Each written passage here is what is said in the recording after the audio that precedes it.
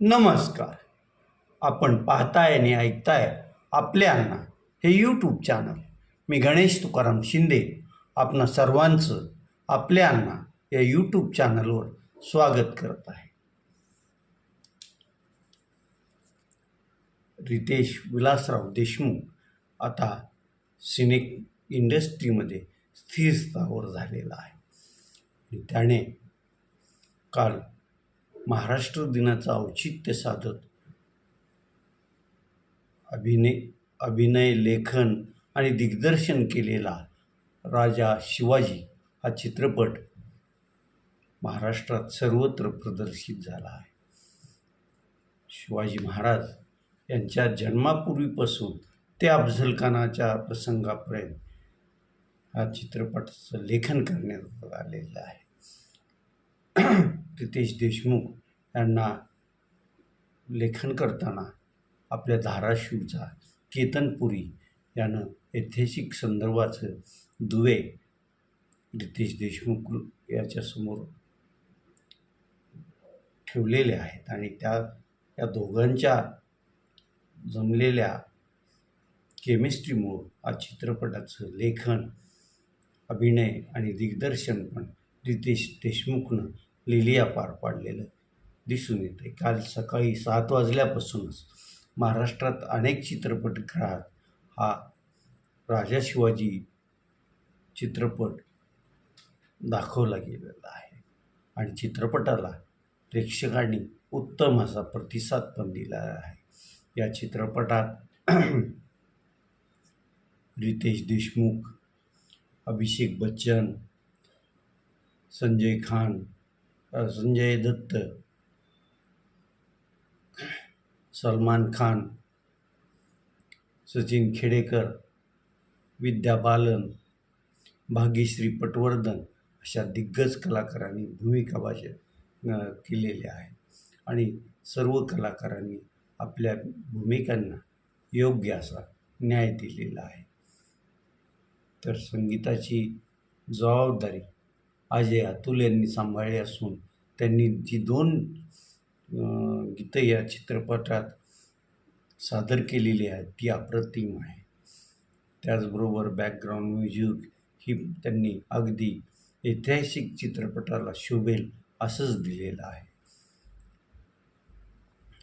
रितेश विलासराव देशमुख, त्याची पत्नी जेनेलिया या आणि त्यांची मुलं यांनी काल लातूरमध्ये आपल्या जन्मभूमीत हा चित्रपट एकत्रित पाहिला.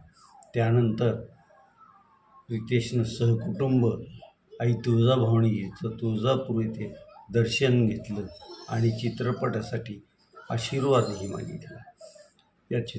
हा चित्रपट मराठीत असून या चित्रपटाला 100 कोटी रुपये खर्च रितेश देशमुख यांनी केलेला आहे. चित्रपटाची निर्माती जेनेलिया रितेश देशमुख ही असून चित्रपट सर्व महाराष्ट्रभर सध्या सुरू आहे आणि आजही सकाळी 7 पासूनच त्याचे प्रयोग सुरू असल्याची माहिती पण मिळत आहे. हा चित्रपट इतिहासाची योग्य माहिती देणारा असा आहे. या चित्रपटाच्या टीजर पाहिल्यानंतर अनेक जणांनी त्याला ट्रोल केलं होतं, परंतु जेव्हा त्यांनी चित्रपट पाहिला त्यावेळेस त्यांचं समाधान झाल्याचं दिसून आलेलं आहे. रितेश देशमुख यानं केलेल्या या प्रयत्नाला महाराष्ट्रातील रसिक जनतेनं साथ द्यावी हीच अपेक्षा आहे.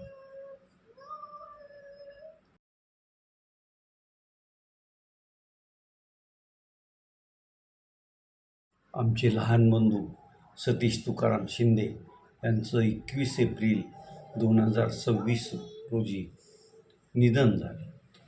आता त्यांच्या 13व्याचा उद्या रविवारी दिनांक 3 मे रोजी येरमाळा येथील स्वगृही कार्यक्रम असून दुपारी 12 ते सायंकाळी 5च्या दरम्यान 13व्याच्या जेवणाचा कार्यक्रम होणार आहे.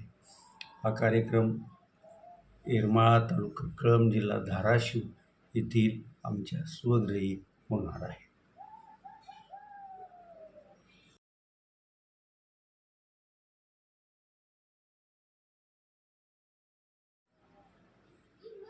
टाटा IPL 2026च्या T20 क्रिकेट स्पर्धेत काल संध्याकाळी 7:30 वाजता दिल्ली कॅपिटल आणि राजस्थान रॉयल्स या दोन तगड्या संघात सामना झाला होता.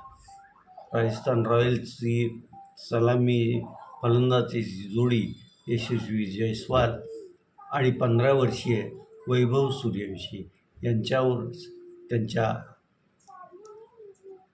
या अगोदर झालेल्या सामन्याची भिस्त असल्याचं दिसून आलं. काल दोघेही सलामीचे फलंदाज अपयशी ठरले. त्यामुळं हा संघ मोठी धावसंख्या उभारण्यात अपयशी ठरेल असंच वाटत होतं. मात्र संघाचा कप्तान रियान पराग, ध्रुव जुरेल आणि फरेरा या तिघांच्या फलंदाजीमुळे राजस्थान रॉयलनं प्रथम फलंदाजी करताना 20 षटकात 206 बाद 225 धावसंख्या उभारली होती. आता हा तसा धावाचा डोंगरच होता आणि दिल्लीच्या त्या स्टेडियमवर आत्तापर्यंत दिल्लीला एवढी धावसंख्या उभारता आलेली नव्हती. त्यामुळं नेमकं या कालच्या खेळात काय होईल याकडं क्रिकेट रसिकांचं लक्ष होतं. मात्र दिल्लीच्या पण जवळपास सर्वांनी योग्य अशी फलंदाजी केली. त्यातही त्यांच्या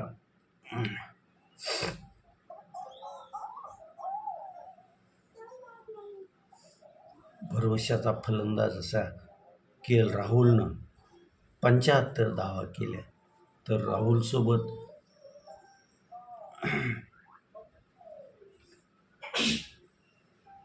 ओपनिंग बॅट्समन म्हणून आलेला श्रीलंकेच्या निशंकानं पण 62 धावाचं योगदान दिलं आणि त्यामुळं 19.3 षटकातच जे 3 चेंडू राखूनच दिल्ली कॅपिटलनं